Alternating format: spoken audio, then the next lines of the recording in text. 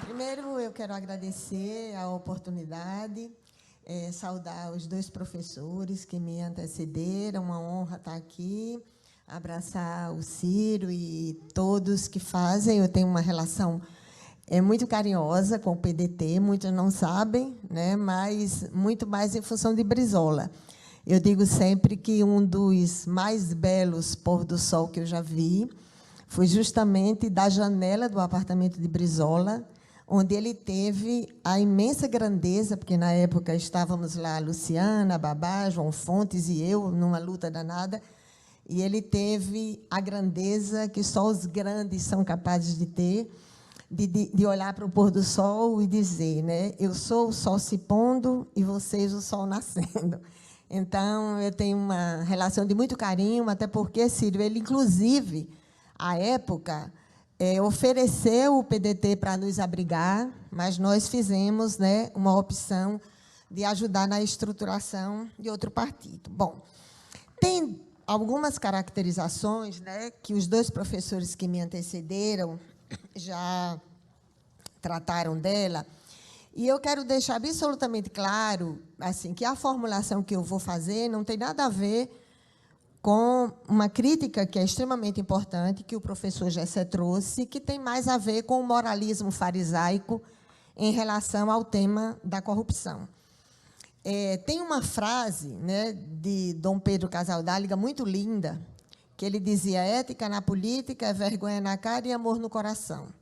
Como eu sou destemperada, aí eu gosto de dizer assim, para qualquer um que se queira presidente: põe a máquina para andar, para não dar tempo da canalha roubar.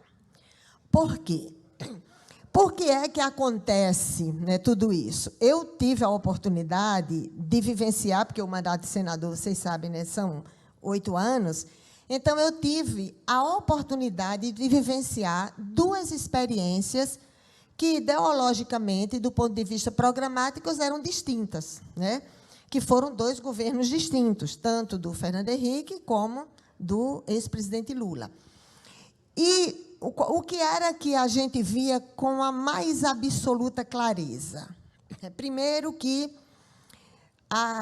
por que é que algo que é tão consagrado, né, no imaginário popular, entre os democratas, que é a independência entre os poderes, que é cláusula pétrea constitucional, e, ao mesmo tempo, as pessoas sempre cobram que você tem que ter uma maioria artificial no Congresso Nacional para que, pela promiscuidade, você consiga governar. Ora, se nós temos uma Constituição que diz cláusula pétrea, a independência entre os poderes, por que existe essa exigência social de que você tenha uma maioria cúmplice do Executivo? Então, eu acho que o presidente, né, que ele precisa construir maiorias artificiais pelo suborno, pela extorsão, pelo balcão de negócios sujos, demonstra a gigantesca incapacidade de ele conduzir, ao menos com eficácia e resolutividade, a sua administração. Eu, sinceramente, assim, todas as questões, né, e o professor Gessé traz, né, essa questão da elite política e econômica. A elite política e econômica vive sob o manto protetor do parasitismo de Estado, porque os governos e a elite política permitem que isso seja feito. Não é simplesmente porque tem não é uma concepção distante, uma nuvem que paira por cima da estrutura de poder. Quem empurra os bancos públicos para financiar a elite política e econômica sem nenhum controle social é o governo federal e o legislativo. Quem viabiliza a liberação de determinadas emendas conforme a votação que o parlamentar faz é o governo federal. Quem possibilita todos esses mecanismos é a promiscuidade. Não vou tratar, não tenho dúvida sobre o que é o significado do Ministério Público, do Judiciário. A mesa anterior já tratou disso, vocês já trataram disso também. Mas eu entendo que o melhor mecanismo de minimizar a corrupção, porque ninguém vai dizer que queríamos nós que tivéssemos o melhor da espada de um samurai para derrubar a corrupção. Eu também queria que derrubasse o muro da desigualdade e do capitalismo. Como não pode, a gente espera, né, que algumas pequenas machadadas certas sejam capazes de derrubar esse gigantesco muro. E eu não vejo nenhuma outra forma que não seja pelo aumento da permeabilidade do aparelho de Estado para fiscalização, monitoramento e controle da sociedade também. E o próprio governo executivo, quando ele estabelece um programa na saúde, na educação, na segurança pública, na dinamização da economia, na geração de emprego e renda, nos mecanismos para diminuir essa profunda, maldita e injusta concentração de renda no Brasil, quando ele faz isso, ele também possibilita a redução do banditismo político e a redução desses grandes conglomerados financeiros que fazem isso. Então, os bancos no Brasil fazem o que querem, os grandes empresários do Brasil, seja do agronegócio ou qualquer um outro setor, fazem o que querem, porque tem o paternalismo cúmplice e acovardado dos governos federais e óbvio, do Congresso Nacional também. Então, o aumento da permeabilidade do aparelho de Estado, eu entendo que é de fundamental importância, além dos mecanismos que foram colocados, que são mecanismos previstos na Constituição de consultas populares permanentes. A própria estrutura do Brasil, ela tem mecanismos de controle social, é porque eles não são utilizados. Em todas as áreas do poder público tem os conselhos e, portanto, mecanismos de controle social que não são consultivos, são deliberativos e que muitas vezes acabam permeáveis ao poder político local, porque não existe uma estrutura federal capaz de viabilizar isso. Então, se nós queremos realmente acabar com a corrupção, desde a grande corrupção, que é vinculada, como o professor Gessé colocou, pela elite política e econômica, mas ela reproduz a covardia dos governos federais e a cumplicidade dos parlamentos.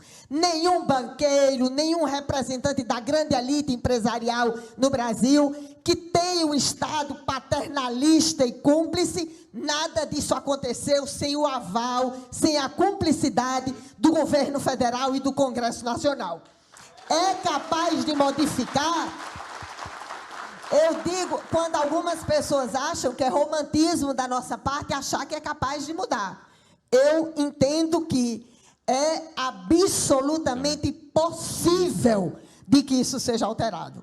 Absolutamente possível. Eu jamais virei aqui, eu não estou dizendo que necessariamente vai ser no primeiro ano, então, mas se vai ser em um ano, um século ou um milênio, depende da redução da covardia governamental e dos parlamentares que lá estão e dos mecanismos de fiscalização, monitoramento e controle da sociedade para fazer a pressão política que é necessária. Não pode, é quando o governo é cúmplice do banditismo político, atenuar as tensões sociais, controlar os movimentos sociais para que os movimentos sociais não façam a pressão no coração do sistema, que é corrupto por natureza, e para acabar tem sim possibilidade de meter a estaca no coração da corrupção, da concentração de renda, do banditismo político. É possível fazer isso. Eu não tenho dúvida que é. Não é fórmula mágica, não tem fórmula mágica. Bastava utilizar os mecanismos institucionais de hoje. Ora, qualquer estudante, quando vai estudar para concurso, tem lá o LIMP, legalidade, pessoalidade, moralidade, publicidade, que não é propaganda enganosa, é transparência. Isso pode ser feito em eficácia. Então, eu acredito que é possível minimizar. Eu sou contra o mecanismo de financiamento empresarial. Eu sei que no Brasil é muito triste quando você vê um fundo deste tamanho, porque está tirando de onde? Está tirando de quem não tem nada.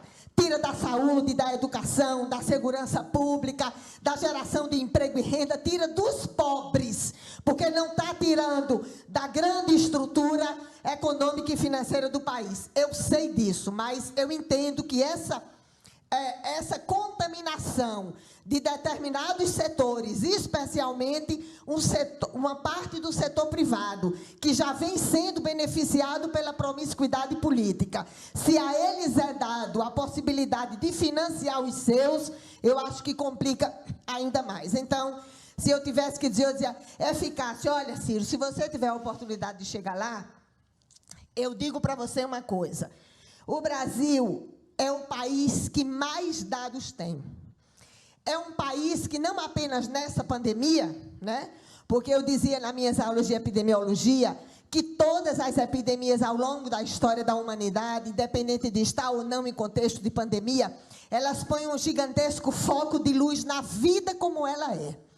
Então, nesta pandemia, quando se observou que a grande maioria da população teve perdas dramáticas, você tem tratado disso todo o tempo, perdas dramáticas, os mais pobres tiveram perdas de mais de 28%, 9 milhões de crianças pequeninhas, jogadas na miséria, maior ainda do que a miséria humana. Pobreza eu passei na infância, miséria humana é completamente diferente. Arranca o coração de uma criança, põe um bárbaro antes dele poder ser uma criança.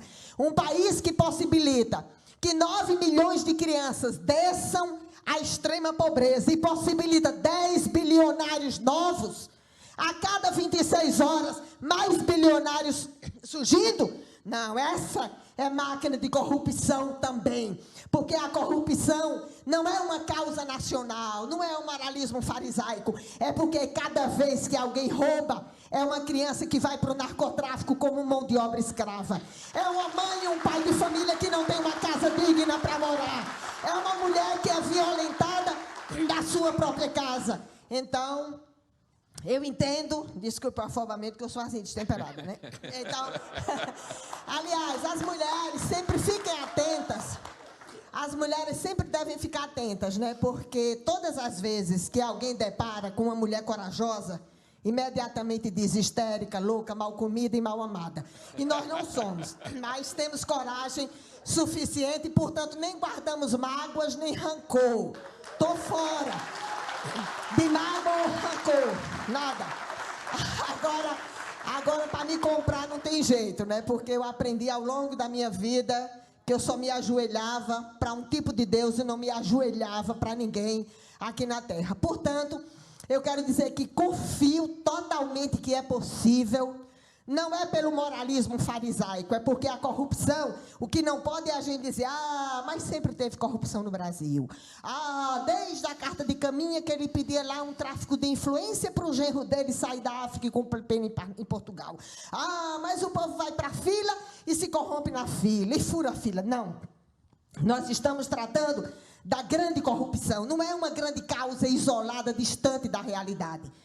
Quando estão lá roubando o dinheiro de um povo, o dinheiro que muitas vezes entra nos cofres públicos pela intensa exploração humana, pessoas que vivenciam um dia de trabalho que quando chega com 35, 40 anos não tem mais uma estrutura anátomo-fisiológica para conseguir continuar a trabalhar pela sobrecarga física e emocional do seu trabalho, toda a estrutura predatória de consumo da natureza. Então, isso é corrupção também. E eu acredito que é possível, sim. É possível com mais transparência, eficácia e resolutividade, pactuação objetiva e temática no Congresso Nacional. Por que não pode? Por que só pode ser um submundo? Por que o presidente da República não pode chegar no Congresso Nacional em cada debate programático e discutir com o Congresso Nacional? Por que a relação tem que ser no submundo, no esgoto, e não diretamente sendo discutido? Então, é possível, pode ter eficácia e resolutividade no poder público, pode sim, pode se pactuar com parlamentares dos mais diversos vieses ideológicos, pode sim, desde que a emenda que ele esteja apresentando seja uma emenda que impacte diretamente na vida do povo. Porque se for para a empresa dele, para o banco dele, para o banditismo dele, não pode. Então, eu entendo que é possível mais permeabilidade, mais transparência, mais fiscalização, monitoramento e controle e mais democracia. Porque se isso fizer com certeza reduz bastante os mecanismos de banditismo político. Desculpa.